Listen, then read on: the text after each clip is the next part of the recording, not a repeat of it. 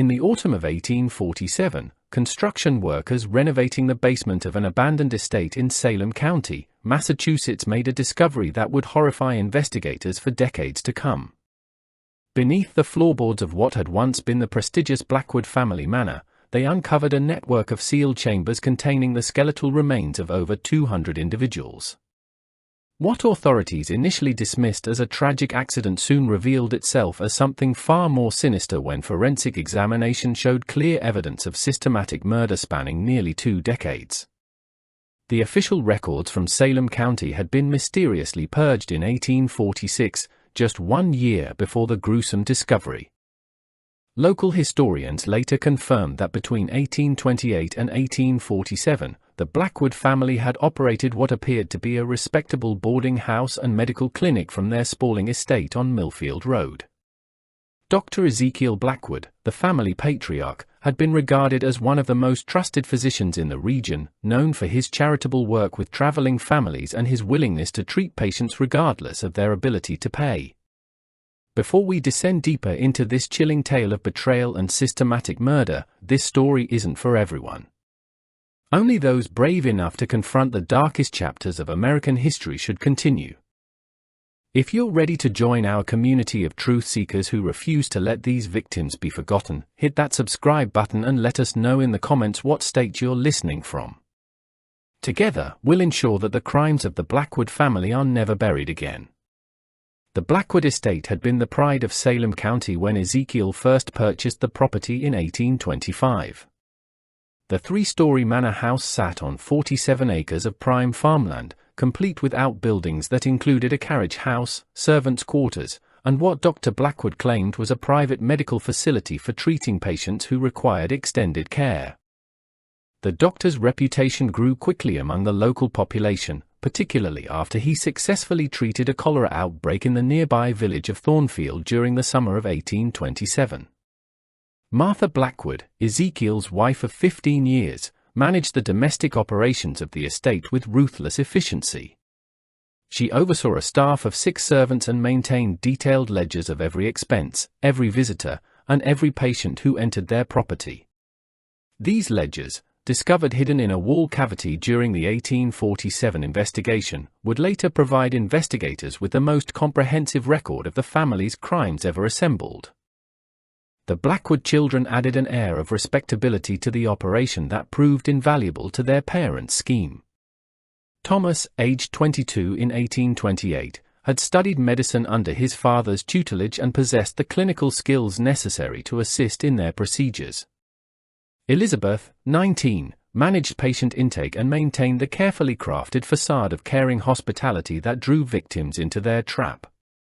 The youngest son, Samuel, just 16 when the killing began, showed a disturbing aptitude for the disposal of evidence that would serve the family well throughout their years of operation. What made the Blackwood crimes particularly insidious was their calculated exploitation of society's most vulnerable populations. Dr. Blackwood specifically targeted traveling families who were passing through Salem County on their way to Western territories. These victims had already severed ties with their communities of origin and weren't expected to maintain regular correspondence with anyone who might notice their disappearance. The doctor would approach these families at local inns and trading posts, offering free medical examinations and comfortable lodging at rates far below what they could find elsewhere. The typical pattern began with Dr. Blackwood identifying a family with sufficient resources to make their murder financially worthwhile. He would present himself as a good Samaritan, expressing concern about the health risks of continued travel and offering his professional services. The families, exhausted from weeks or months on the road and grateful for genuine kindness, readily accepted his hospitality. Once they arrived at the estate, Martha Blackwood would ensure their comfort while subtly isolating them from any contact with the outside world. The family's medical background provided them with knowledge of poisons and sedatives that proved essential to their operation. Thomas Blackwood's training allowed him to administer substances that would incapacitate victims without causing immediate death, buying the family time to stage accidents or illnesses that would explain their guests' demise. Elizabeth's role involved maintaining detailed records of each victim's possessions and financial resources, ensuring that nothing of value was overlooked during the systematic looting that followed each murder. Samuel Blackwood's contribution to the family enterprise demonstrated a level of methodical brutality that shocked even hardened investigators. The youngest son had developed an elaborate system for disposing of bodies that involved dismemberment, chemical dissolution, and burial in multiple locations throughout the estate's extensive grounds. His detailed journals, written in a cipher that took authorities months to decode, described his methods with the clinical detachment of a medical textbook. The financial records seized from the estate revealed the staggering scope of the Blackwood family's criminal enterprise. Between 1828 and 1847, they had accumulated wealth equivalent to over $3 million in today's currency through the systematic murder and robbery of their victims. The family maintained multiple bank accounts under assumed names and had invested heavily in legitimate businesses throughout New England, using their ill-gotten gains to build a facade of respectability that protected them from suspicion for nearly 2 decades. Local authorities had received scattered reports of missing travelers throughout the 1830s and 1840s, but the transient nature of the victims made investigation difficult. The Blackwood family's sterling reputation in the community, combined with Dr. Blackwood's prominent role in local medical and charitable organizations, deflected any serious scrutiny of their activities. When concerned relatives did occasionally inquire about missing family members, Martha Blackwood would produce forged letters indicating that the travelers had continued their journey and were thriving in their new homes out west. The elaborate deception might have continued indefinitely if not for a single oversight that would ultimately bring down the entire operation. In March of 1847, Dr. Blackwood treated a traveling merchant named Jacob Morrison who had fallen seriously ill while staying at a local inn. Morrison recovered under the doctor's care, but not before overhearing conversations between Thomas and Samuel Blackwood that revealed disturbing details about the fate of previous patients. Morrison quietly gathered evidence for several weeks before fleeing Salem County and reporting his suspicions to authorities in Boston. The investigation that followed Morrison's testimony uncovered a network of corruption that extended far beyond the Blackwood estate. Local officials, including the county sheriff and 3 town councilmen, had been receiving regular payments from Dr. Blackwood in exchange for their silence about suspicious disappearances and their assistance in maintaining false records. The scope of the conspiracy explained how the family had operated with impunity for so long and why so many obvious warning signs had been ignored by people in positions of authority and responsibility. The capture of the Blackwood family in October 1841 marked only the beginning of a comprehensive investigation that would reveal the staggering scope of their criminal enterprise and the network of accomplices who had enabled their crimes for over a decade. Federal authorities discovered that the evidence initially uncovered at the estate represented merely a fraction of the documentation the family had maintained about their systematic murder operations. Thomas Blackwood's mental breakdown during the siege had provided investigators with crucial information about hidden caches of evidence throughout Salem County, including burial sites that contained remains of victims whose murders had never been suspected. His detailed confessions led authorities to 17 additional locations where bodies had been disposed of using Samuel's sophisticated chemical processing methods. The most significant discovery came from a hidden vault beneath the estate's carriage house, where Elizabeth Blackwood had maintained comprehensive records of every murder committed by the family between 1828 and 1841. These documents included victim profiles, asset inventories, operational timelines, and detailed accounts of disposal methods that provided investigators with unprecedented insight into the systematic nature of their crimes. Samuel Blackwood's engineering notebooks revealed that the family had been planning a permanent relocation to California, where they intended to establish a similar operation targeting gold rush migrants who possessed substantial assets but few social connections. His detailed preparations included the construction of portable chemical processing equipment and the establishment of criminal contacts along major western migration routes. The investigation of the family's financial activities uncovered assets worth over $75,000 in contemporary currency, accumulated through the murder and robbery of over 200 victims during their 13 years of operation. These assets had been carefully distributed among multiple banks and investment firms throughout New England using sophisticated identity fraud schemes that had enabled the family to accumulate wealth without arousing suspicion. Martha Blackwood's correspondence files revealed the extent of official corruption that had protected the family's operation, with evidence showing regular payments to 17 different government officials including judges, sheriffs, coroners, and legislative representatives. This corruption network had extended across 4 counties and involved both elected officials and appointed bureaucrats who had suppressed investigations in exchange for financial compensation. If you've stayed with us through this harrowing investigation into one of America's most prolific murder families, you understand why these stories must be told. What do you think should have been done differently to stop the Blackwoods sooner? Share your thoughts in the comments below and let us know what other dark chapters of American history you'd like us to investigate. Hit that subscribe button and notification bell to join our community of truth seekers who refuse to let these victims be forgotten. Dr. Blackwood's final attempt to escape justice involved a complex legal strategy based on his claim that the murders had been conducted as medical experiments designed to advance scientific understanding of poison effects on human physiology. His defense attorneys argued that his medical credentials and charitable reputation demonstrated benevolent intentions that had been misinterpreted by investigators seeking sensational prosecutions. The family's escape preparations had been far more extensive than initially realized, with evidence revealing multiple safe houses established throughout New England and a network of criminal associates prepared to provide assistance in fleeing to Western territories or foreign countries.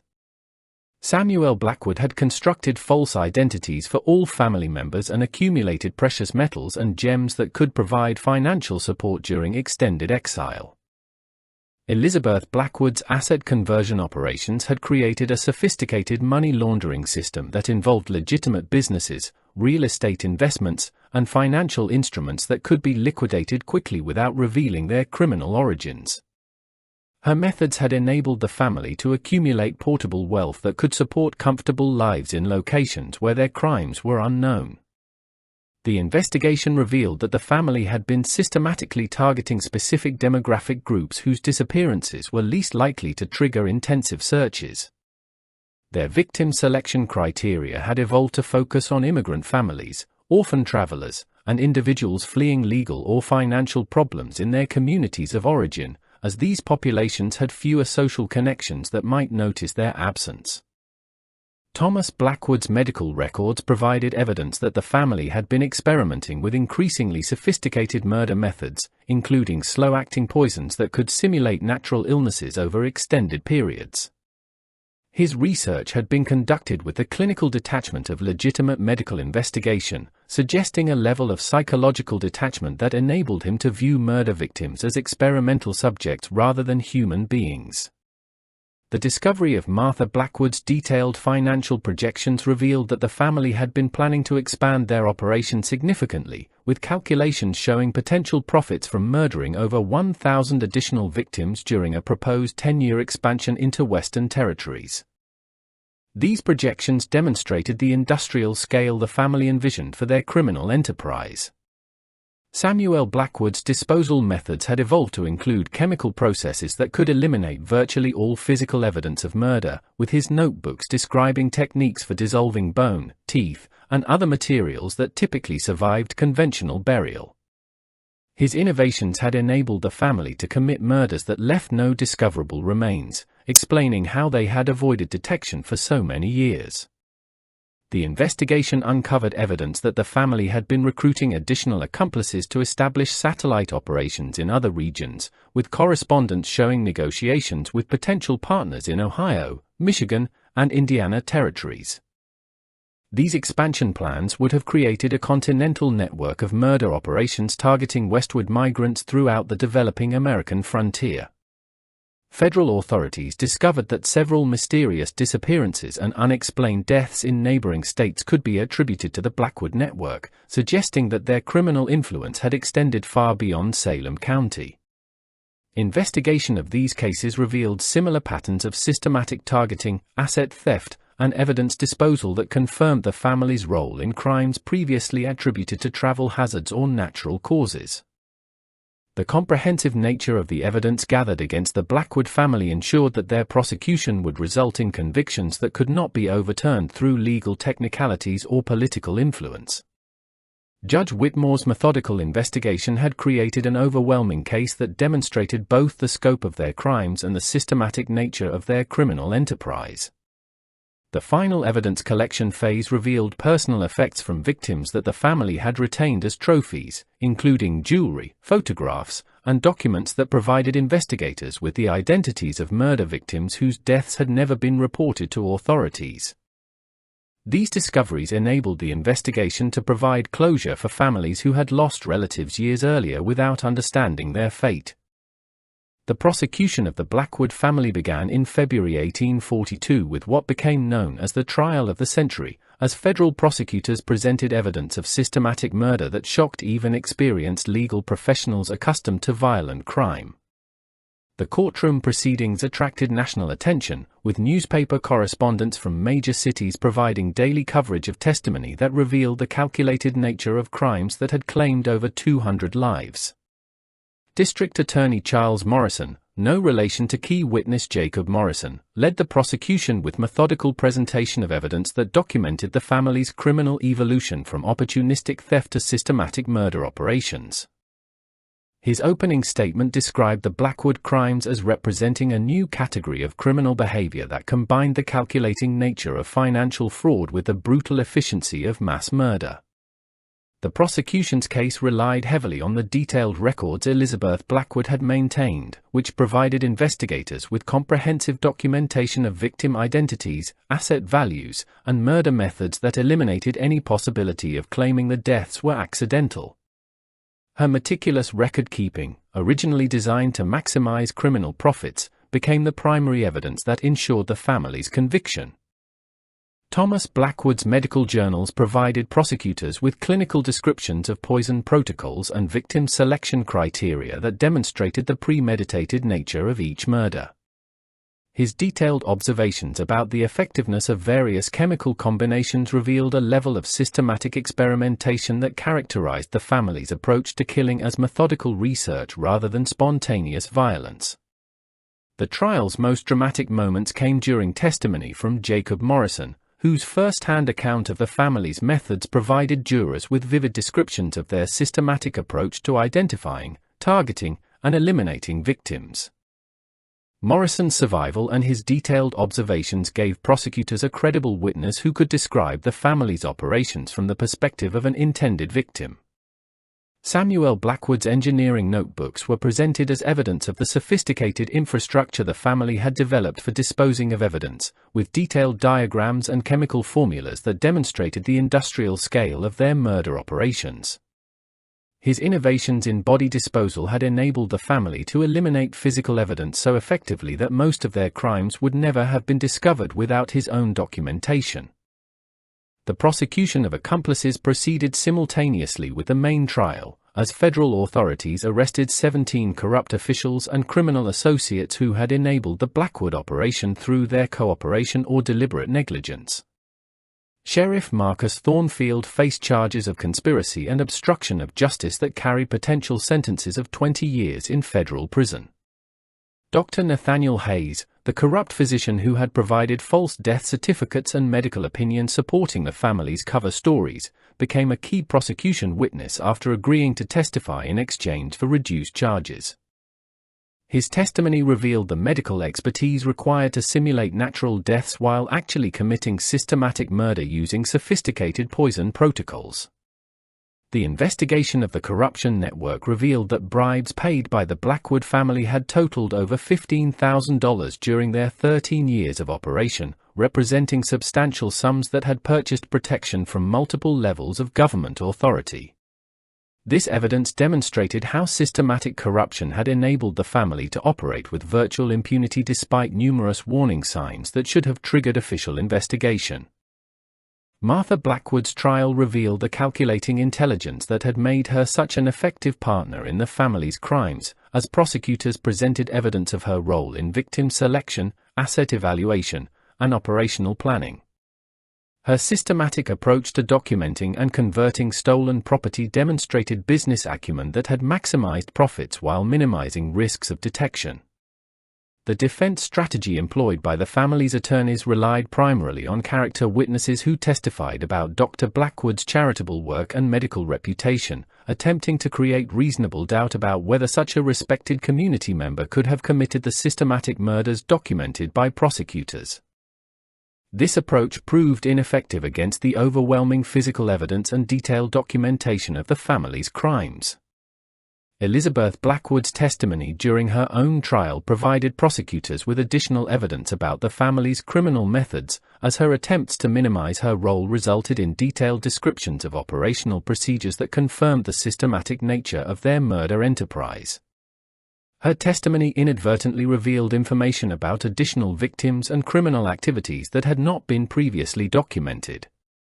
The broader implications of the Blackwood case prompted comprehensive reform of law enforcement and judicial systems throughout New England, as authorities recognized that existing institutions had failed catastrophically to protect innocent travelers from systematic predation. These reforms included enhanced coordination between jurisdictions, improved record-keeping requirements, and stricter oversight of local officials. The trial proceedings revealed that similar operations might be active in other regions, as investigators identified patterns of suspicious deaths and disappearances that suggested the Blackwood methods had been adopted by criminal organizations throughout the developing American frontier. Federal authorities launched investigations in Ohio, Michigan, and Indiana territories based on evidence uncovered during the Massachusetts prosecutions. The financial investigation revealed that legitimate businesses throughout New England had unknowingly accepted investments derived from murder proceeds, creating complex legal questions about asset recovery and victim compensation.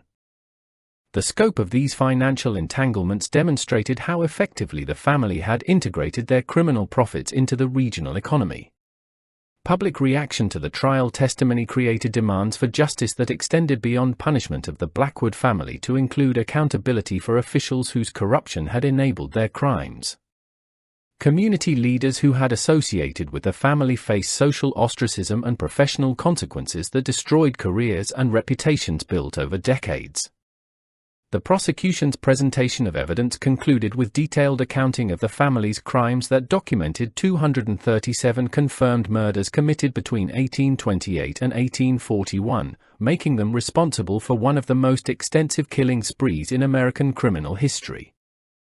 This victim count represented only confirmed cases, with prosecutors acknowledging that additional murders had likely occurred but could not be definitively proven.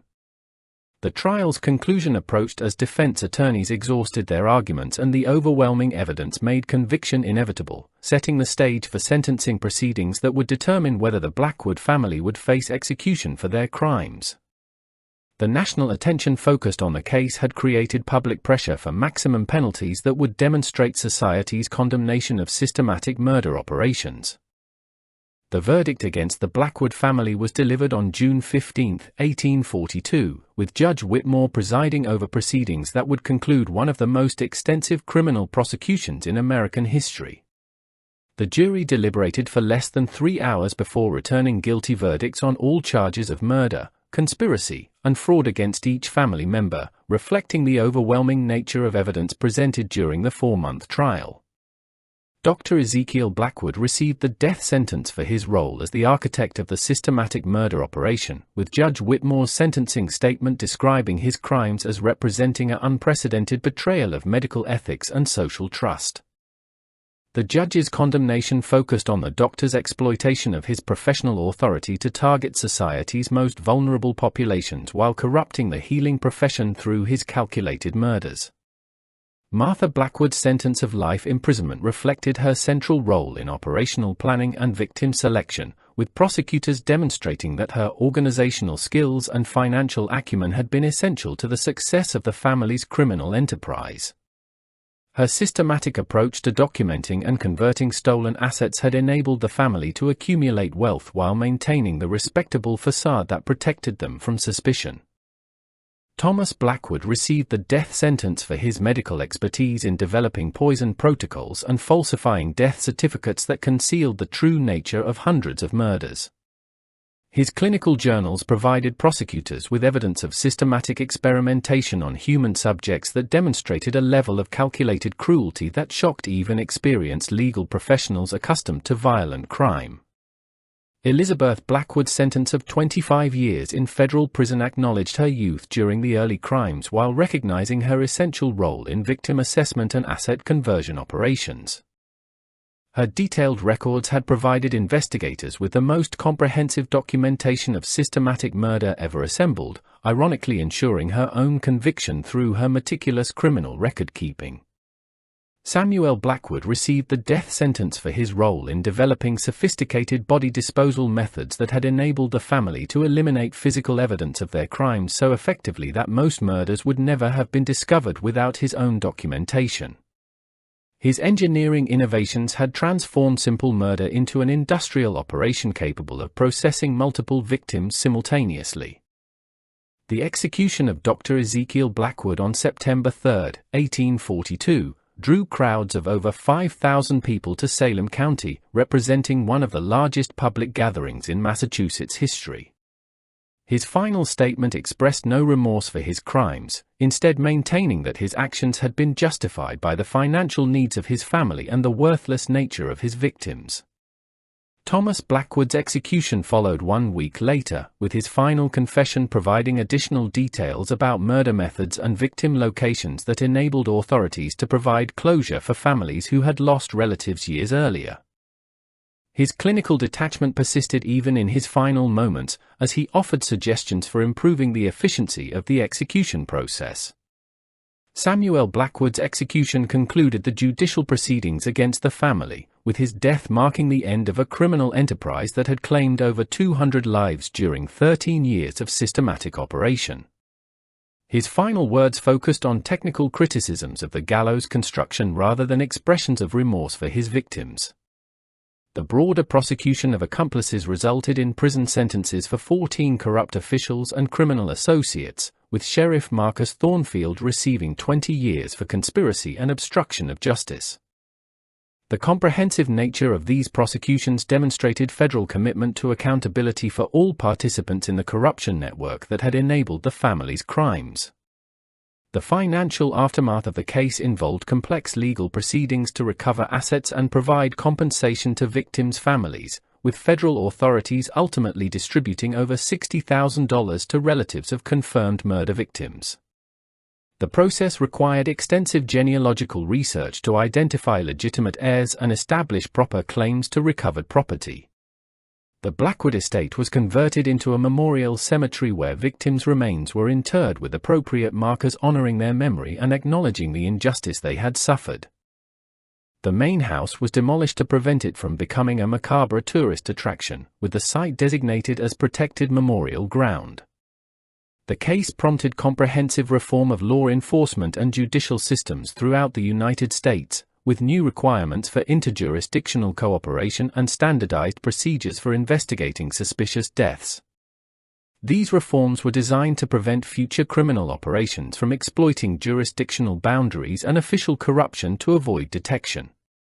Medical licensing requirements were strengthened in response to the abuse of professional authority demonstrated by the Blackwood crimes, with new oversight mechanisms designed to detect practitioners who might exploit their positions for criminal purposes.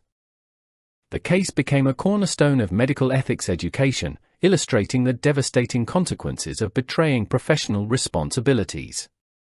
The historical significance of the Blackwood case extended beyond its immediate criminal justice implications to influence broader understanding of systematic violence and institutional corruption in developing American society.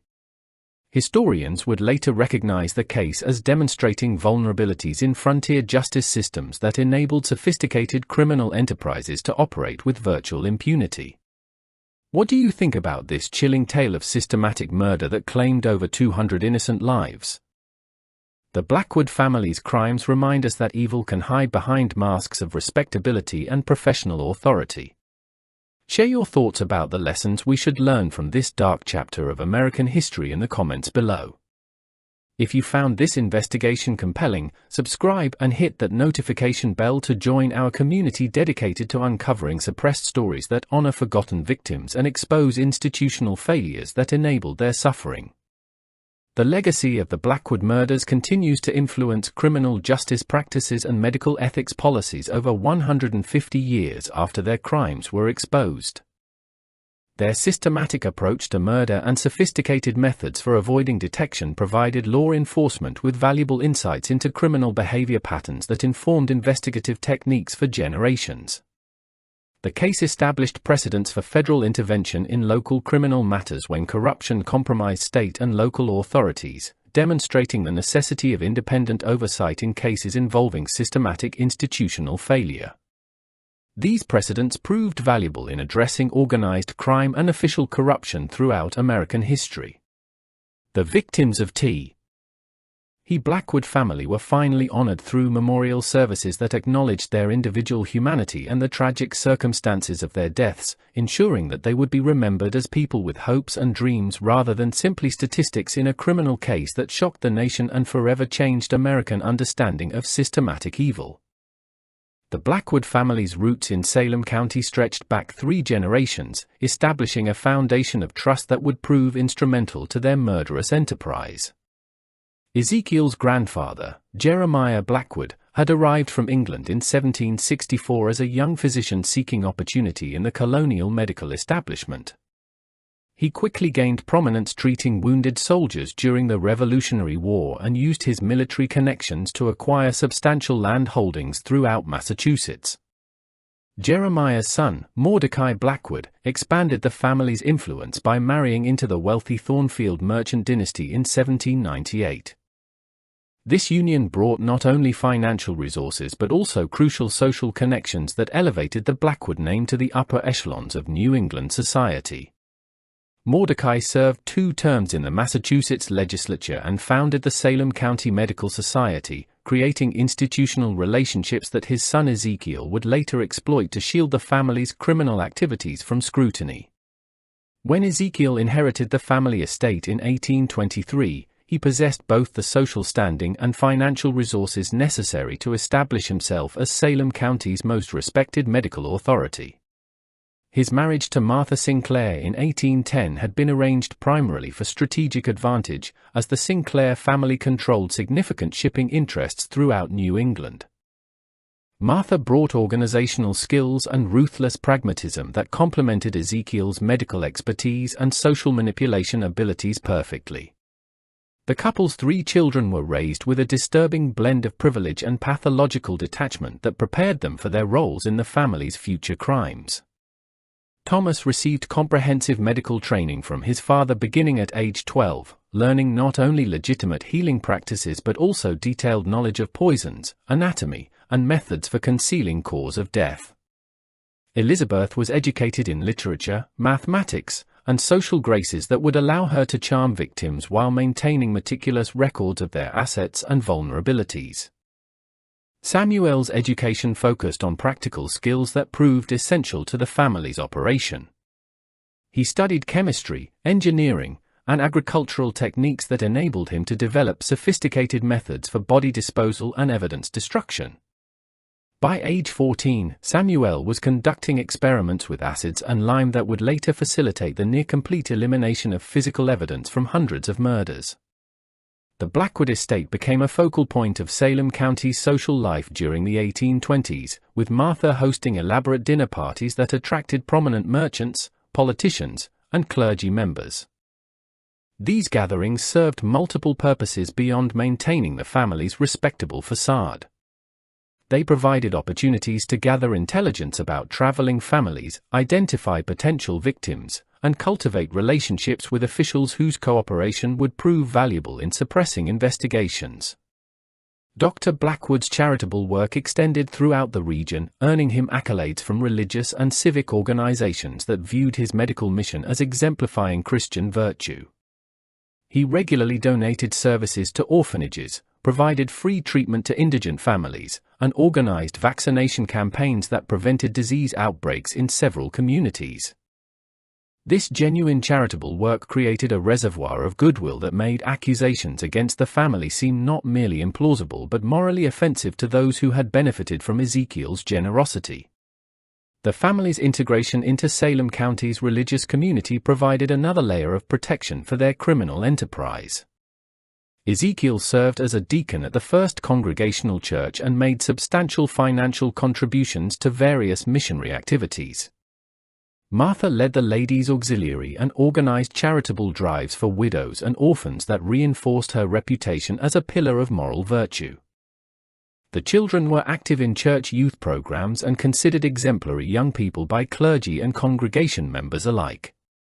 This carefully constructed public image allowed the Blackwoods to operate their boarding house and medical clinic without arousing suspicion from neighbors or authorities. The estate's remote location, surrounded by dense woodlands and accessible only by a single winding road, provided the privacy necessary for their crimes while appearing to offer legitimate medical patients the peaceful environment conducive to recovery and healing. The family's financial investments throughout New England created additional legitimacy while providing mechanisms for laundering the proceeds of their murders. Ezekiel held shares in textile mills, shipping companies, and agricultural enterprises that generated substantial documented income. These legitimate business interests made the family's obvious wealth appear reasonable to casual observers and provided explanations for frequent trips to Boston and other cities where they conducted their criminal financial transactions. Martha's detailed record-keeping extended beyond the ledgers documenting their victims to include comprehensive files on every prominent family in Salem County. She maintained detailed intelligence about financial circumstances, family relationships, travel plans, and personal secrets that could be exploited if necessary. This information network allowed the family to anticipate potential threats to their operation and take preemptive action to neutralize suspicious individuals. The children's social activities provided additional intelligence gathering opportunities while reinforcing their reputations as upstanding young people. Thomas courted several daughters of wealthy families, gathering information about their family's business dealings and travel schedules. Elizabeth maintained friendships with wives of prominent merchants and officials, learning about their husbands' professional activities and potential vulnerabilities. Samuel's involvement in community hunting and fishing expeditions allowed him to scout remote locations suitable for body disposal while building relationships with local men who might otherwise question his frequent solitary excursions into the woods. By 1828, the Blackwood family had achieved a level of social integration and respectability that made them virtually immune to serious suspicion. Their 15 years of careful preparation had created the perfect cover for the systematic murder campaign they were about to begin. The Blackwood family's first victims were the Henderson family from Virginia, who arrived at the estate on a cold October evening in 1828. James Henderson, his wife Sarah, and their 2 young children had been traveling west to claim land in Ohio when their wagon broke down just outside Salem County. Dr. Blackwood encountered them at Millfield Inn, where James was desperately seeking affordable lodging while waiting for wagon repairs that would take several days to complete. Ezekiel approached the family with his characteristic blend of professional concern and paternal warmth, expressing alarm at the children's persistent coughs and suggesting they might benefit from proper medical attention.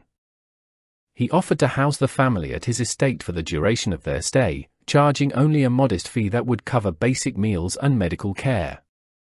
The Hendersons, grateful for such unexpected kindness and concerned about their children's health, accepted the offer without hesitation. The systematic destruction of the Henderson family began within hours of their arrival at the estate. Martha Blackwood prepared a welcome dinner that included carefully measured doses of laudanum in the children's milk and a mild sedative in the adults' wine. The substances were insufficient to cause immediate harm but created a sense of drowsiness and disorientation that made the victims more compliant and less likely to notice subtle changes in their environment. Thomas Blackwood conducted thorough medical examinations of each family member, ostensibly to assess their health but actually to determine the most efficient methods for their eventual murder. He noted James Henderson's robust constitution would require significant poison doses, while Sarah's delicate frame and the children's small size would allow for more subtle approaches. These clinical assessments were recorded in coded notations that would later be found in Thomas's private journals. Elizabeth Blackwood engaged Sarah Henderson in lengthy conversations about the family's background, travel plans, and financial resources.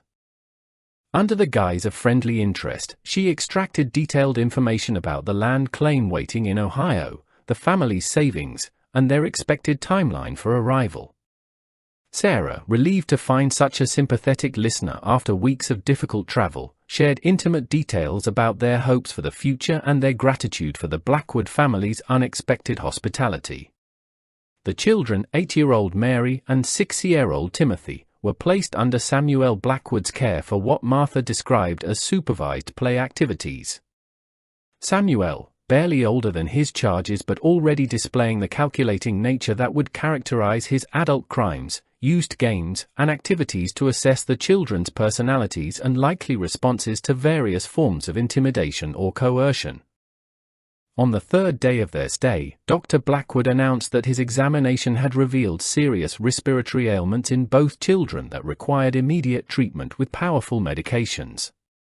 He explained that the treatments would cause temporary weakness and disorientation but were necessary to prevent the conditions from becoming life-threatening.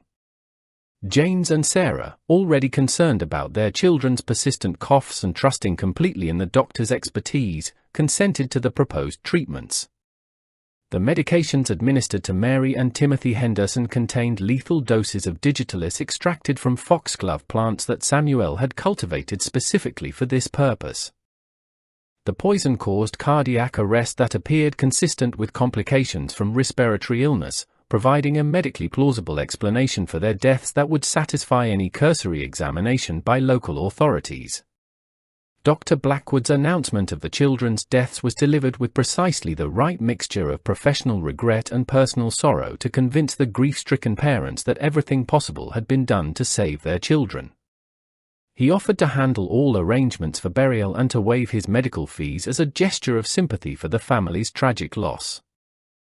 James and Sarah, overwhelmed by grief and grateful for the doctor's continued kindness, accepted his offer to inter their children in the estate's private cemetery. The murder of James and Sarah Henderson occurred 2 days later, accomplished through poisoned wine served during what Martha described as a memorial dinner in honor of their deceased children. The parents, already weakened by grief and the cumulative effects of days of subtle poisoning, succumbed quickly to the massive doses of arsenic concealed in their meal. Their deaths were attributed to the same respiratory illness that had claimed their children, creating a tragic but medically coherent narrative that aroused no suspicion. The systematic looting of the Henderson family's possessions began immediately following their deaths. Elizabeth's detailed inventory revealed assets worth over $800, including gold coins, jewelry, and negotiable bank drafts intended for land purchases in Ohio. The family's wagon and horses were sold through intermediaries in distant towns, while their personal effects were either kept for family use or disposed of through carefully selected channels that prevented their origin from being traced. Samuel Blackwood's disposal of the bodies demonstrated the methodical approach that would characterize all future murders. The 4 victims were dismembered in the estate's medical facility, with body parts dissolved in acid solutions prepared according to chemical formulas he had developed through extensive experimentation.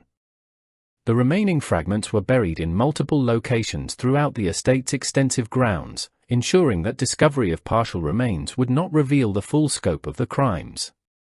The Henderson murders established the operational template that the Blackwood family would refine and repeat for nearly 2 decades. The combination of medical authority, social respectability, and systematic methodology created an almost perfect criminal enterprise that could eliminate entire families while maintaining complete deniability. The success of their first victims convinced the family that they had discovered a sustainable source of wealth that could continue indefinitely with proper precautions. Local authorities received no reports of missing travelers, as the Henderson family had been traveling to a distant destination where their failure to arrive would not be noticed for months.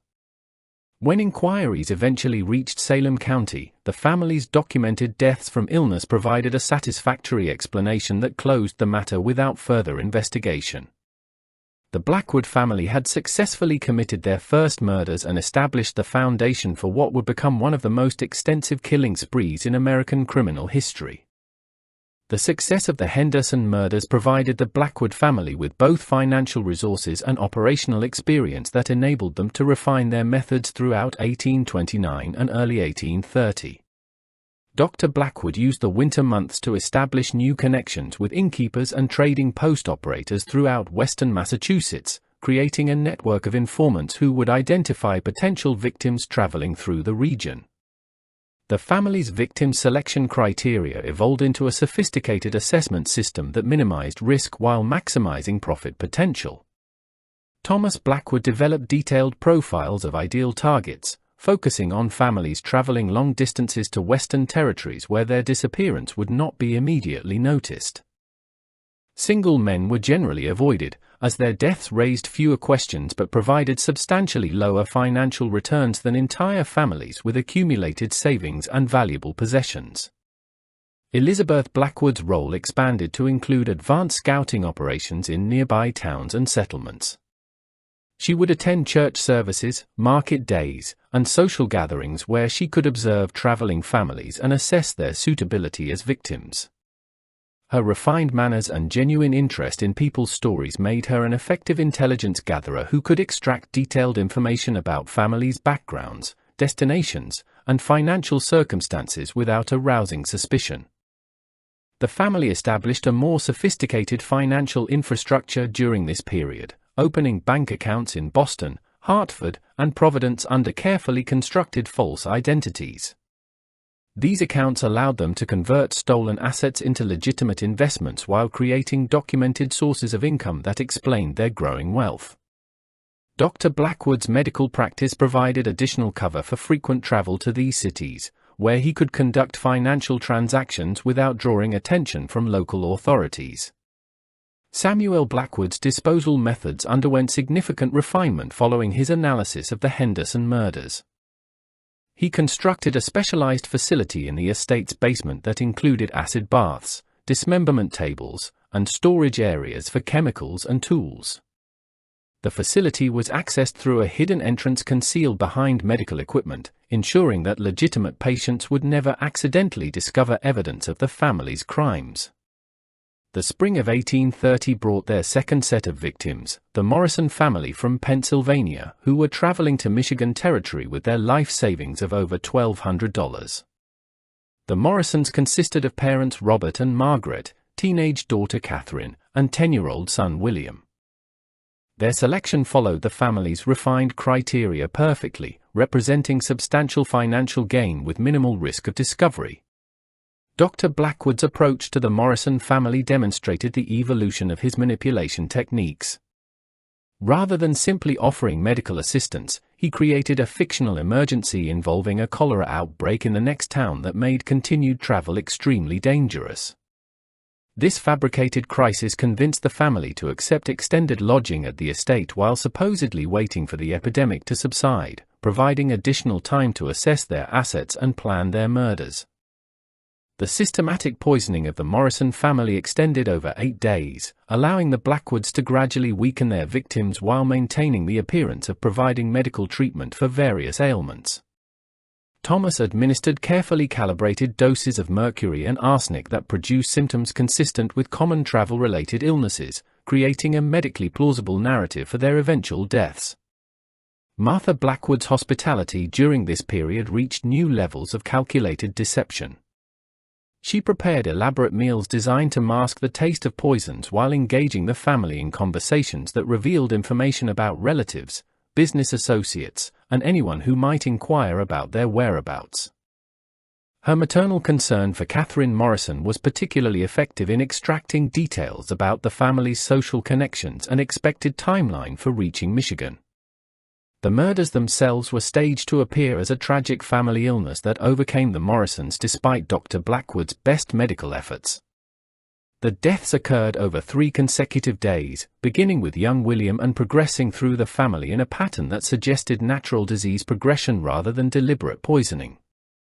Each death was documented with appropriate medical records that would satisfy any official inquiry. Elizabeth Blackwood's inventory of the Morrison assets revealed the most substantial haul the family had yet obtained, including gold coins, bank drafts, jewelry, and valuable household items that the family had packed for their new life in Michigan. The total value exceeded $1,500, representing more than 5 years of legitimate medical practice income and confirming the profitability of their criminal enterprise. The disposal of the Morrison bodies incorporated several improvements to Samuel's methods, including more efficient dismemberment techniques and chemical processes that completely eliminated bone fragments. The basement facility proved its worth during this operation, allowing the family to process 4 bodies simultaneously while maintaining their normal household routines and continuing to receive legitimate medical patients. Local authorities again received no suspicious reports regarding the Morrison family, as their deaths were properly documented and their belongings were disposed of through established channels that prevented tracing. The family's medical records provided complete justification for their deaths, while forged letters supposedly written before their illness suggested they had decided to return to Pennsylvania rather than continue to Michigan. The success of these early murders convinced the Blackwood family that they had developed a sustainable criminal enterprise that could provide long-term financial security. Dr. Blackwood began planning expansion of their operations, including the recruitment of additional accomplices and the establishment of satellite locations that could handle larger numbers of victims. The family's confidence grew throughout 1830 as they successfully eliminated 3 more families using their refined methods.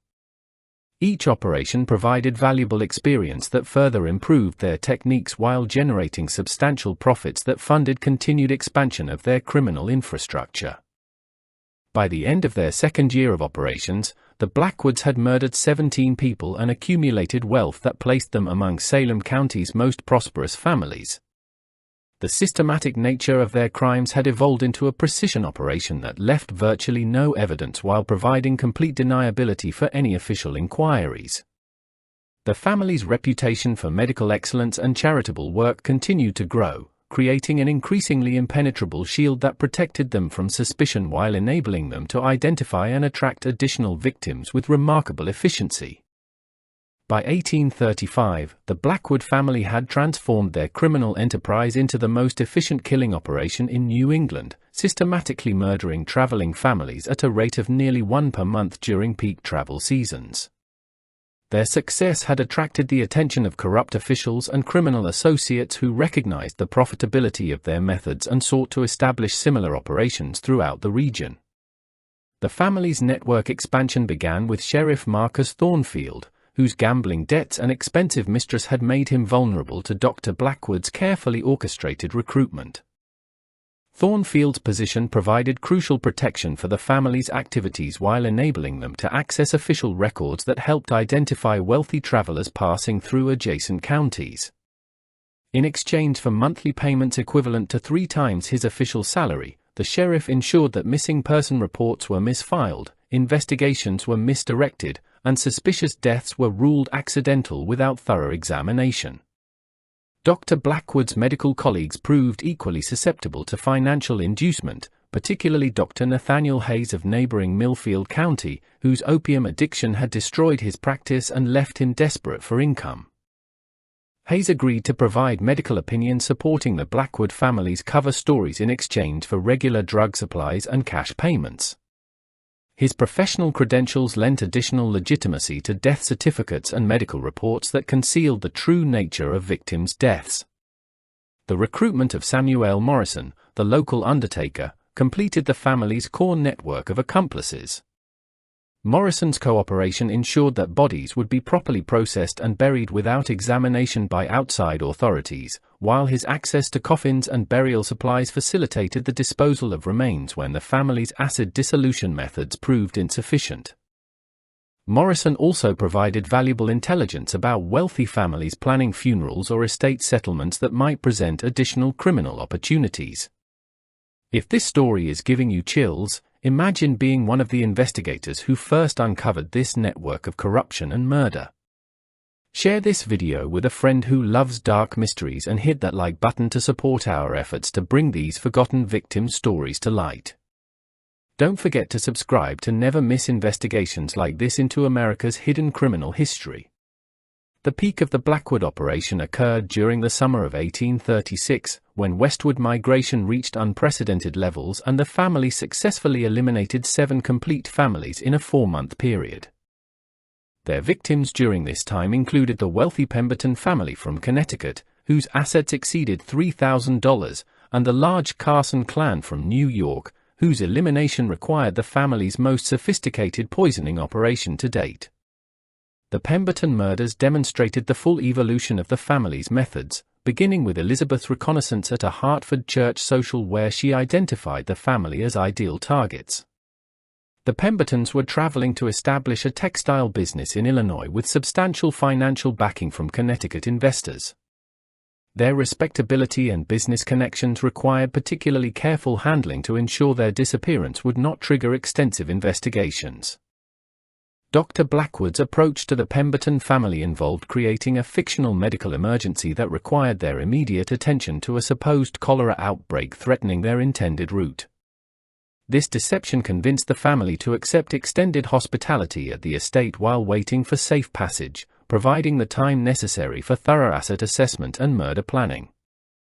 The systematic poisoning of the 5-member Pemberton family required Thomas Blackwood's most sophisticated chemical knowledge, as the varying ages and health conditions of the victims demanded individualized poison protocols.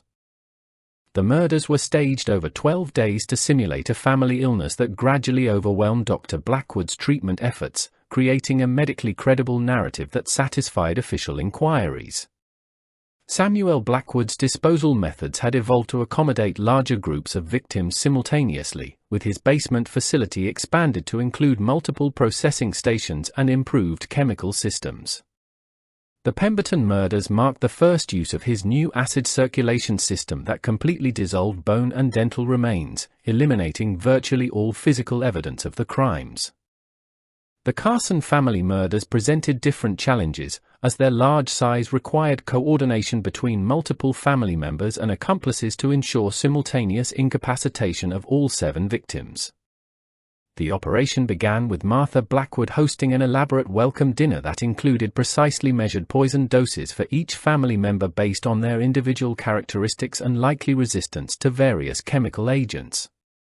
Elizabeth Blackwood's asset inventory of the Carson family revealed the most complex financial situation the family had yet encountered, including business partnerships, property deeds, and investment documents that required sophisticated forgery to transfer ownership. The family's growing expertise in document falsification enabled them to liquidate Carson assets worth over $4,000 while creating paper trails that directed any inquiries away from Salem County. The success of these major operations encouraged Dr. Blackwood to establish satellite facilities in neighboring counties, using his medical connections to identify colleagues who might be recruited as accomplices. These expansion efforts resulted in the creation of similar operations in Hampshire and Franklin counties, each modeled on the Blackwood methods but adapted to local conditions and opportunities. The family's wealth had grown to such levels by 1837 that they faced the challenge of explaining their obvious prosperity to neighbors and authorities who might question the source of their affluence. Dr. Blackwood addressed this concern by investing heavily in legitimate businesses and real estate ventures that provided documented income sources while laundering the proceeds of their murders through complex financial transactions. Martha Blackwood's social activities expanded to include hosting prominent visitors from Boston and Hartford, using these gatherings to gather intelligence about wealthy families while demonstrating the respectability that continued to shield their criminal activities from suspicion. Her reputation as a gracious hostess and charitable organizer reached such heights that she was invited to join the boards of several regional charitable organizations. The peak period of Blackwood operations represented the culmination of nearly a decade of criminal evolution, with the family having perfected methods that allowed them to eliminate entire families without detection while accumulating wealth that placed them among New England's most prosperous residents. Their success had created a criminal empire that extended across multiple counties and involved dozens of accomplices who shared in the profits while ensuring the continued protection of the operation from official scrutiny. The first serious threat to the Blackwood operation emerged in the spring of 1838, when Massachusetts state investigator William Hutchinson arrived in Salem County to investigate reports of unusual numbers of traveler deaths throughout western Massachusetts. Hutchinson's inquiry had been triggered by complaints from Ohio territorial authorities about families who had purchased land but never arrived to claim their properties, suggesting a pattern of disappearances along major travel routes. Dr. Blackwood learned of Hutchinson's presence through Sheriff Thornfield, who had been ordered to provide assistance to the state investigator. The warning gave the family crucial time to prepare their defenses and eliminate any evidence that might connect them to the missing travelers. Samuel Blackwood worked frantically to relocate remains from shallow burial sites to deeper, more secure locations throughout the estate's extensive grounds. Hutchinson's investigation methodology proved more sophisticated than anything the family had previously encountered. Rather than simply reviewing death records and witness statements, the investigator conducted chemical analysis of soil samples and employed tracking techniques that could potentially uncover evidence of systematic body disposal. His persistence and attention to detail created genuine concern among the Blackwood family that their operation might finally face serious scrutiny. The family's response to this threat demonstrated the ruthless pragmatism that had enabled their criminal success. Dr. Blackwood approached Hutchinson directly, offering his assistance as a respected medical authority who might provide valuable insights into the unusual mortality patterns. This bold strategy allowed the doctor to monitor the investigation's progress while positioning himself to misdirect inquiries away from his own activities. Martha Blackwood mobilized her extensive social connections to undermine Hutchinson's credibility, spreading carefully crafted rumors about his supposed incompetence and suggesting that his investigation was motivated by political ambitions rather than genuine concern for public safety. Her campaign proved remarkably effective, with several prominent community leaders expressing reservations about cooperating with an outside investigator who seemed determined to sensationalize routine travel hazards. The family's most dangerous moment occurred when Hutchinson discovered inconsistencies in medical records related to the Morrison family deaths. His analysis revealed chemical traces in soil samples taken from the estate cemetery that suggested the presence of heavy metals inconsistent with natural decomposition. This discovery prompted a formal request to exhume the Morrison graves for detailed examination of the remains. Thomas Blackwood's medical expertise proved crucial in addressing this crisis. Working with accomplice Dr. Hayes, he prepared substitute remains using bodies obtained from a Boston medical college, ensuring that any examination would reveal evidence consistent with the documented cause of death. The substitution required precise timing and coordination with Undertaker Morrison, who managed the exhumation process to prevent Hutchinson from detecting the deception. The investigation reached its climax when Hutchinson announced his intention to interview the estate servants and neighbors about any unusual activities they might have observed. This development posed an existential threat to the operation, as several domestic staff members had witnessed suspicious activities that could not be easily explained. The family's response revealed the extent of their willingness to eliminate potential witnesses to protect their criminal enterprise. Sarah Collins, the estate's head cook, had observed Samuel Blackwood carrying suspicious bundles to the basement facility during late-night hours and had questioned other staff members about the strange chemical odors that occasionally emanated from the building's lower levels. Her curiosity and loose tongue made her a liability that the family could not afford to ignore during such a critical period. The elimination of Sarah Collins required careful planning to avoid arousing Hutchinson's suspicions, as the sudden death or disappearance of a potential witness would certainly intensify his investigation. Dr. Blackwood staged her death as a kitchen accident involving a fall that resulted in fatal head injuries, with Thomas providing medical testimony that supported the accidental death conclusion. 2 other servants who had expressed concerns about estate activities suffered similar fates within days of Collins's death, creating a pattern that should have attracted investigative attention but was dismissed by corrupt local authorities as an unfortunate series of accidents. Sheriff Thornfield's reports to Hutchinson emphasized the household's grief over these tragic losses while suggesting that the servants' deaths were unrelated to the broader investigation. The family security measures underwent significant enhancement following the Hutchinson crisis. Samuel Blackwood constructed additional hidden chambers throughout the estate that could conceal evidence or provide emergency escape routes if authorities ever conducted surprise searches. These modifications included secret passages connecting the main house to outbuildings and underground tunnels that extended to concealed exits beyond the property boundaries. Elizabeth Blackwood established an early warning system involving accomplices positioned at strategic locations throughout Salem County who could provide advance notice of any approaching investigators or suspicious activities. This network included innkeepers, trading post operators, and stable masters who owed their prosperity to Blackwood family patronage and had strong incentives to protect their benefactors from unwanted scrutiny. Dr. Blackwood's cultivation of political connections reached new levels during this period, with substantial contributions to candidates for state legislative positions and judicial appointments that could influence future investigations. His charitable donations and medical services to prominent families created obligations that proved valuable when official protection was required for his activities. The Hutchinson investigation concluded without uncovering definitive evidence of criminal activity, largely due to the family's successful evidence concealment and witness elimination. The investigators' final report acknowledged unusual mortality patterns but attributed them to natural hazards of frontier travel rather than systematic murder. His departure from Salem County marked a crucial victory for the Blackwood operation and confirmed their ability to survive even sophisticated official scrutiny. The crisis had revealed vulnerabilities in their operation that required ongoing attention, but it also demonstrated the effectiveness of their security measures and the loyalty of their criminal network.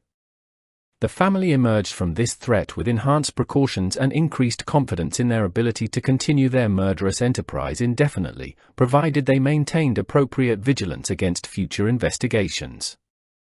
The confidence the Blackwood family gained from surviving the Hutchinson investigation proved to be their undoing, as their renewed aggressive operations during 1839 and 1840 generated patterns of suspicious activity that even their network of corrupt officials could not indefinitely suppress.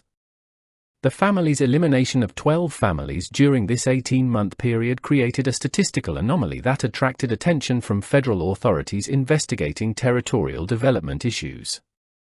The first significant challenge to their operation came from an unexpected source, Margaret Whitmore, the postmistress of nearby Thornfield Village, who had begun maintaining detailed records of mail addressed to families who had supposedly died while staying at the Blackwood estate.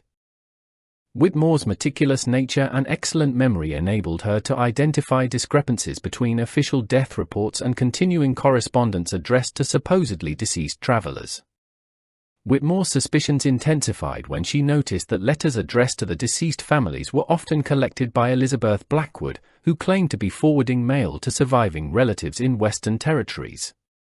The postmistress began secretly copying addresses and maintaining parallel records that documented the collection of mail for over 30 families who had allegedly died at the estate during the previous 5 years.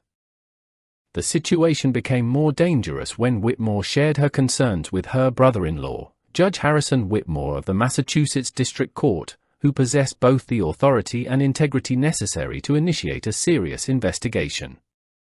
Judge Whitmore's reputation for incorruptibility made him immune to the bribes and political pressure that had protected the Blackwood family from previous inquiries.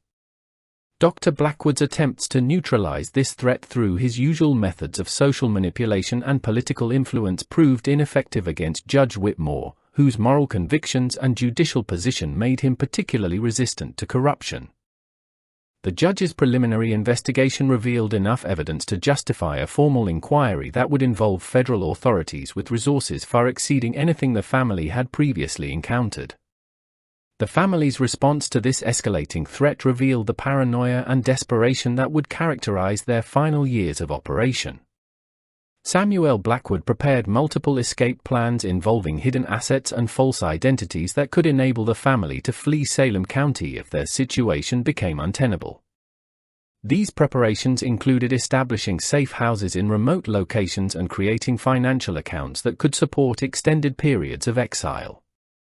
If you've made it this far into our investigation of the Blackwood family's crimes, you're part of a select group willing to confront the darkest chapters of American history.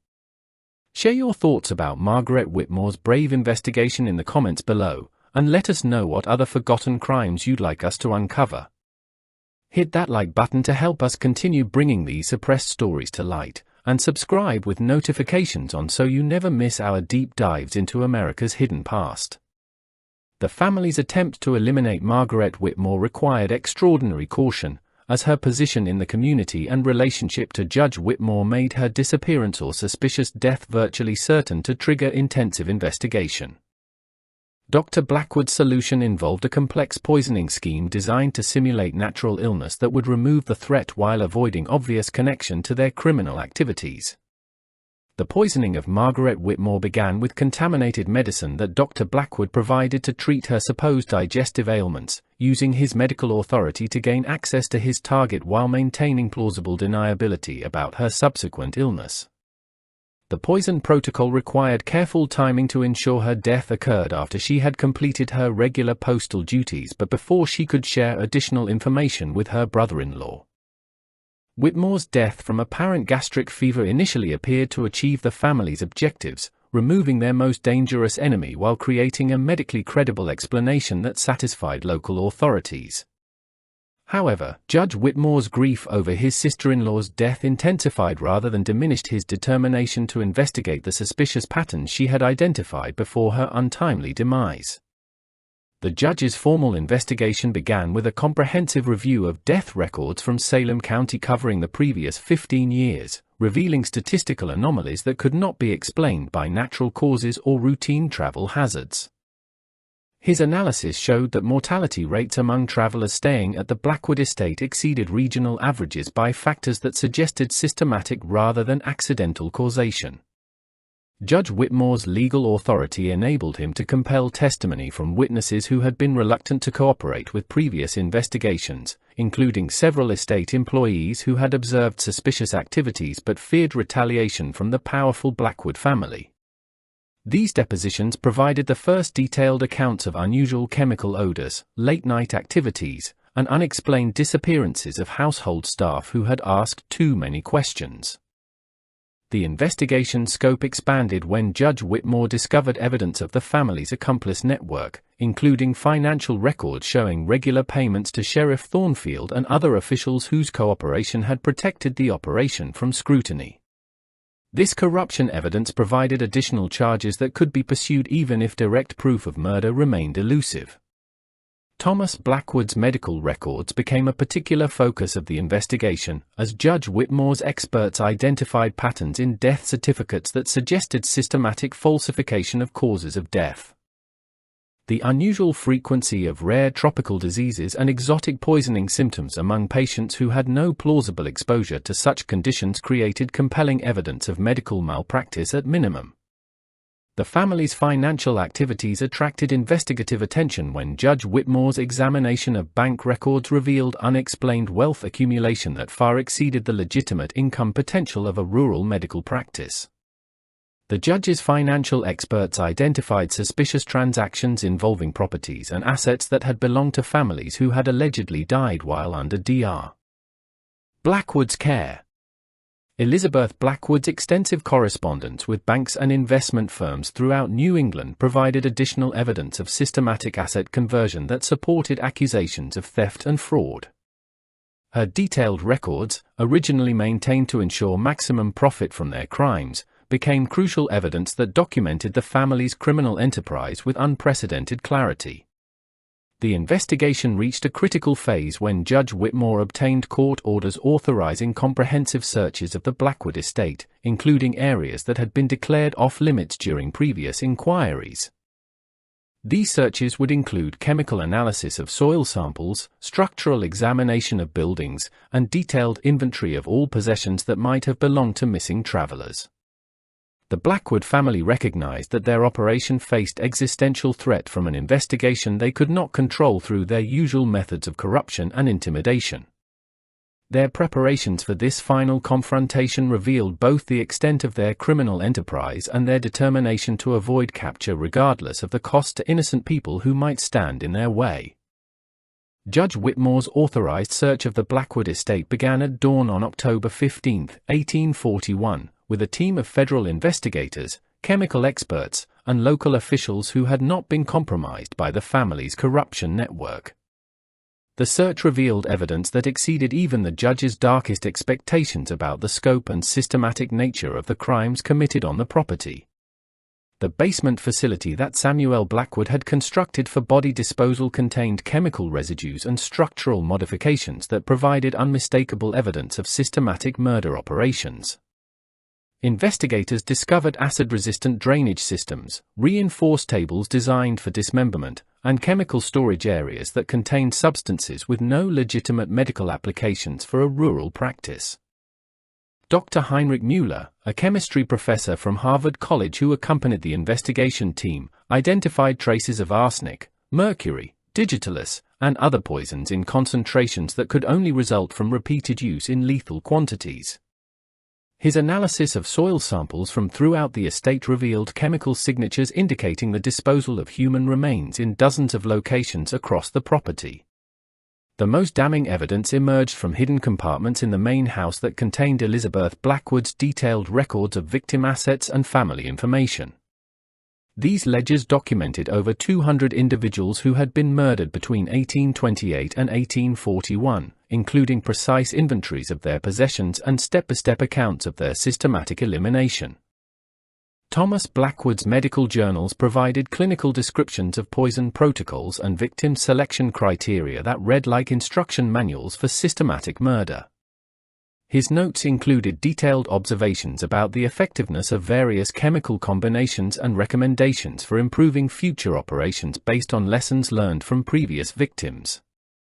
The investigation's breakthrough came when searchers discovered Martha Blackwood's correspondence files, which included forged letters supposedly written by murder victims to their relatives explaining delays in their travel plans.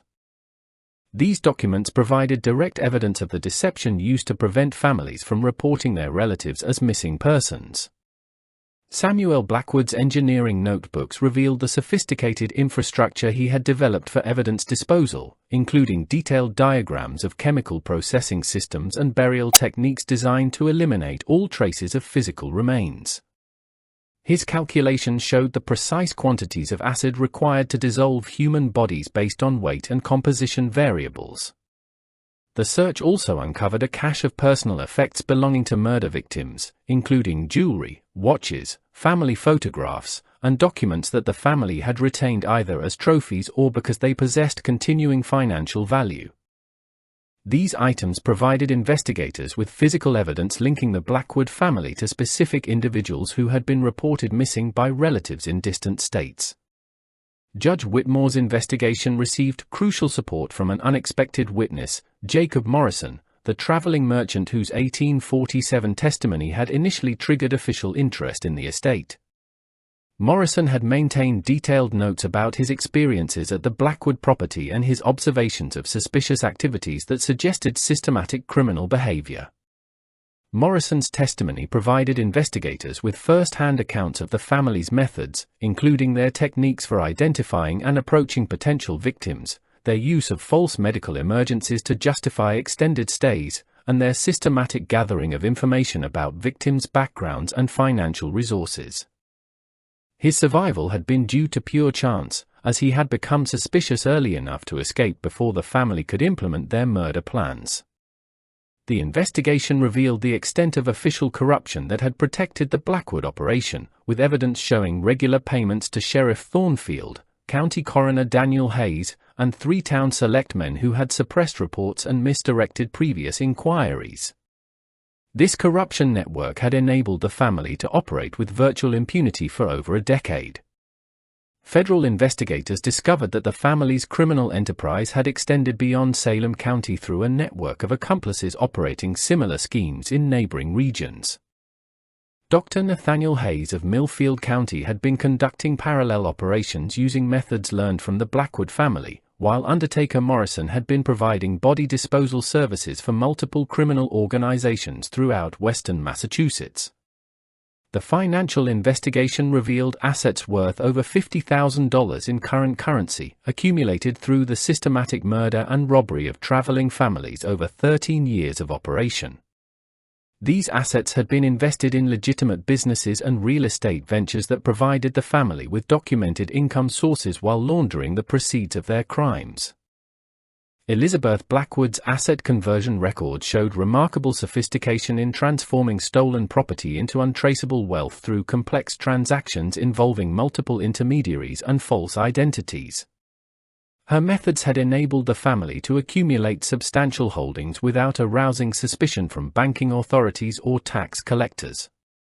The evidence gathered during the search provided Judge Whitmore with sufficient grounds to issue arrest warrants for all four family members and their primary accomplices, marking the beginning of legal proceedings that would expose the full scope of their criminal enterprise.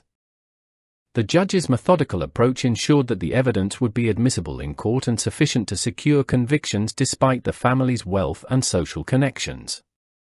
The investigation's findings sent shockwaves through Salem County's social and political establishment, as prominent citizens realized they had been unknowingly associating with one of the most prolific murder families in American history. The revelations destroyed long-held assumptions about respectability and social standing while exposing the corruption that had enabled such extensive criminal activity. Local newspapers throughout New England began publishing accounts of the investigation's findings, creating public outrage that demanded justice for the murdered families and accountability for the officials who had enabled the crimes through their corruption or negligence. The case became a symbol of institutional failure and the vulnerability of innocent travelers to systematic predation by trusted authority figures. The Blackwood family's reaction to the mounting evidence revealed the desperation and paranoia that had been building throughout their final years of operation. Samuel Blackwood attempted to destroy remaining evidence while Thomas and Elizabeth prepared to flee the county using false identities and hidden assets they had accumulated for such emergencies. Dr. Blackwood's response demonstrated the arrogance and self-justification that had enabled his crimes, as he continued to maintain his innocence while preparing legal defenses based on his medical reputation and charitable work. His inability to comprehend the overwhelming evidence against him reflected the psychological detachment that had allowed him to murder hundreds of innocent people without apparent remorse. The issuance of arrest warrants on October 20, 1841, triggered a desperate series of confrontations as the Blackwood family attempted to escape justice while destroying evidence that could seal their fate. Dr. Blackwood's initial response demonstrated the arrogance that had characterized his criminal career, as he approached Judge Whitmore directly with offers of substantial bribes and threats of political retaliation if the investigation continued. The confrontation between Dr. Blackwood and Judge Whitmore occurred in the judge's chambers, where the doctor alternately pleaded innocence and attempted intimidation while offering progressively larger sums of money for the charges to be dismissed. Judge Whitmore's rejection of these overtures and his detailed presentation of evidence against the family marked the moment when Dr. Blackwood realized that his usual methods of corruption and manipulation would not save him from prosecution. Martha Blackwood's response to the crisis revealed the calculating nature that had made her such an effective partner in the family's crimes. Rather than flee immediately, she spent crucial hours destroying correspondence and financial records that could implicate accomplices or reveal the location of hidden assets. Her systematic approach to evidence destruction demonstrated the same methodical planning that had characterized the family's murder operations. The family's attempt to eliminate key witnesses began with an assault on Jacob Morrison, whose testimony had provided investigators with crucial insights into their criminal methods. Samuel Blackwood tracked Morrison to his lodgings in Springfield and attempted to poison him using the same techniques that had killed hundreds of previous victims. Morrison's survival was due only to his recognition of symptoms he had previously observed during his stay at the estate. Thomas Blackwood's medical expertise proved valuable in the family's final desperate hours, as he prepared chemical compounds designed to destroy physical evidence while creating medical emergencies that might distract authorities from their pursuit. His attempts to contaminate water supplies serving the courthouse and jail facilities revealed the extent of his willingness to commit mass murder to protect the family's interests. The confrontation escalated when federal marshals arrived at the estate to execute the arrest warrants, only to discover that the family had barricaded themselves in the main house and threatened to destroy crucial evidence if approached. Samuel Blackwood had rigged explosive devices throughout the building that could eliminate both the family and any remaining documentation of their crimes if capture appeared inevitable. Elizabeth Blackwood's role during this crisis involved coordinating communications with accomplices who might provide escape assistance or eliminate witnesses who posed ongoing threats. Her extensive network of criminal contacts throughout New England enabled her to organize a sophisticated support operation even while under siege by federal authorities.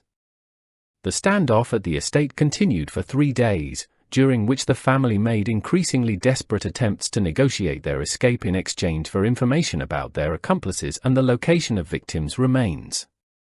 Judge Whitmore's refusal to consider any deals that would allow the family to escape justice intensified their paranoia and prompted more extreme measures.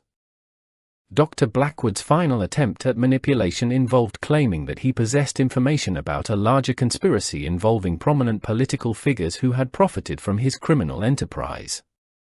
This fabricated revelation was designed to create uncertainty among investigators and provide leverage for negotiations, but Judge Whitmore's careful investigation had already identified the actual scope of corruption surrounding the case. The family's most dangerous moment came when Martha Blackwood attempted to poison the water supply serving the federal marshals surrounding their property, using her knowledge of their operational routines to introduce lethal substances into their drinking water. The plot was discovered only when one of the marshals noticed unusual taste and odor characteristics that prompted immediate testing of their water sources. Samuel Blackwood's engineering skills enabled him to construct escape tunnels that connected the main house to concealed exits beyond the property boundaries, providing potential routes for fleeing the siege. However, Judge Whitmore's thorough investigation had already identified these passages, and federal agents were positioned to intercept any escape attempts. The breakthrough in the standoff occurred when Thomas Blackwood suffered a mental breakdown under the pressure of impending capture, revealing the location of crucial evidence that the family had been attempting to destroy. His desperate confession provided investigators with information about additional burial sites and the identities of accomplices who had not yet been identified. Elizabeth Blackwood's reaction to her brother's breakdown demonstrated the ruthless pragmatism that had characterized her role in the family's crimes. She attempted to poison Thomas to prevent him from providing additional testimony, viewing his elimination as necessary to protect the remaining family members from his increasingly detailed revelations. The family's final confrontation with authorities revealed the psychological deterioration that had been building throughout their years of systematic murder. Dr. Blackwood's grandiose delusions about his importance and righteousness contrasted sharply with the overwhelming evidence of his crimes, while Martha's cold calculation gave way to paranoid accusations against former accomplices she believed had betrayed them. The siege ended when federal agents successfully infiltrated the estate through Samuel's own escape tunnels, capturing the family before they could implement their final destruction of evidence or commit suicide to avoid prosecution. The arrests marked the conclusion of one of the most extensive criminal investigations in American history and the beginning of legal proceedings that would expose the full scope of the Blackwood family's crimes. The immediate aftermath of the arrests revealed additional evidence that had been concealed throughout the estate, including personal effects from victims and detailed records of financial transactions that implicated numerous accomplices. This evidence would prove crucial in prosecuting not only the family members but also the network of corrupt officials and criminal associates who had enabled their crimes. The capture of the Blackwood family created a sensation throughout New England, with newspapers providing detailed coverage of their crimes and the investigation that had brought them to justice.